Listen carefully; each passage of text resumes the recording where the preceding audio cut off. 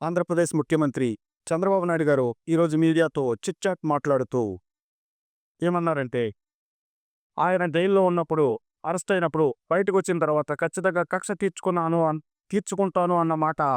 వాస్తవమేనని, కానీ నేను అలా చేయను అని, రాజకీయంగా కక్ష ఏమాత్రం తీర్చుకోనని అన్నారు. వాళ్ళ కేడర్ యొక్క ఉద్దేశం వేరేలా ఉందని, కానీ ఆయనకు వేరే లక్ష్యం ఉందని, ఆ లక్ష్యం మీద ఆయన మాట్లాడతారని, ఆ లక్ష్యానికి అనుగుణంగానే పనిచేసుకుంటూ వెళ్తారని తెలిపారు. అదేవిధంగా 1995లో ఉన్న సీఎం చంద్రబాబును మీరు మళ్ళీ చూస్తారని,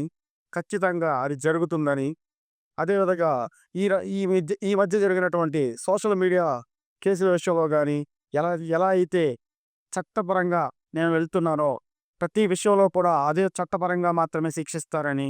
అంతే తప్ప రాజకీయ వైరాన్ని పెట్టుకొని రాజకీయ కక్ష ఏమాత్రం సాధించనని, అలాగే 1995లో జగన్ లాంటి వ్యక్తులు రాజకీయాల్లో లేరని, కనుక ఈరోజు జగన్ లాంటి వ్యక్తులు ఉండటం వల్ల ఇటువంటి కక్ష సాధింపు రాజకీయాలు జరుగుతున్నాయని చెప్పారు. అంతేకాకుండా రాబోయే కాలంలో 2004లో తనను ఎవరూ ఓడించలేదని, అదేవిధంగా హైటెక్ సిటీని, హైదరాబాద్‌ని కూడా నేను ఎంతో అత్యద్భుతంగా చేశానని, ప్రజలకు నేను కమ్యూనికేట్ చేయలేకపోయానని, ఆ విధంగానే ఓటమిని చవిచూడటం జరిగిందని కూడా తెలిపారు. అదేవిధంగా వాళ్ళ మినిస్టర్‌లకు గానీ, అలాగే వాళ్ళ ఎమ్మెల్యేలకు గానీ పిలిచి మాట్లాడుతున్నానని, వాళ్ళందరికీ కౌన్సెలింగ్ ఇస్తున్నానని, ఖచ్చితంగా తప్పులు మాత్రం పదే పదే చేయకూడదంటూ హెచ్చరిస్తున్నానని, ప్రజలందరూ కూడా మన పరిపాలన గమనిస్తూ ఉంటారని, ఈ విధంగా తప్పులు చేయటం వల్లే జగన్‌ను 11కు పరిమితం చేశారని, 2004, 2009 ఇదే విధంగా ఎప్పుడైనా సరే ఆ రకంగా ప్రజలకు కమ్యూనికేట్ చేయకపోవడం వల్లే నేను ఓటమి చెందటం జరిగిందని, రాబోయే కాలంలో ఎప్పుడు ఎలక్షన్ వచ్చినా కూడా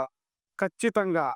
ప్రజలందరూ కూడా తెలుగుదేశం పార్టీకి గానీ, కూటమికి గానీ ఓటేసేటట్లు ఉండాలని, కనుక ఎమ్మెల్యేలు ఆ దిశగా ప్రజలకు ప్రతి విషయాన్ని కూడా కమ్యూనికేట్ చేయాలని తెలిపారు. అదేవిధంగా ఈరోజు జనసేనలో గానీ, బీజేపీలో గానీ, టీడీపీలో గానీ చేరుతున్న వైసీపీ నాయకులను ఉద్దేశించి, వాళ్ళు కేవలం రాజకీయ అవసరాల కోసం మాత్రమే చేరుతున్నారని, సంకీర్ణంలో ఇటువంటివి జరుగుతూ ఉంటాయని, వీటి గురించి కూడా ఈ చేరికల గురించి మేమంతా 3 పార్టీలు కూడా మాట్లాడుకుంటామని కూడా తెలపడం జరిగింది. ముఖ్యంగా తెలుగుదేశం పార్టీ కేడర్‌కు మాత్రం ఆయన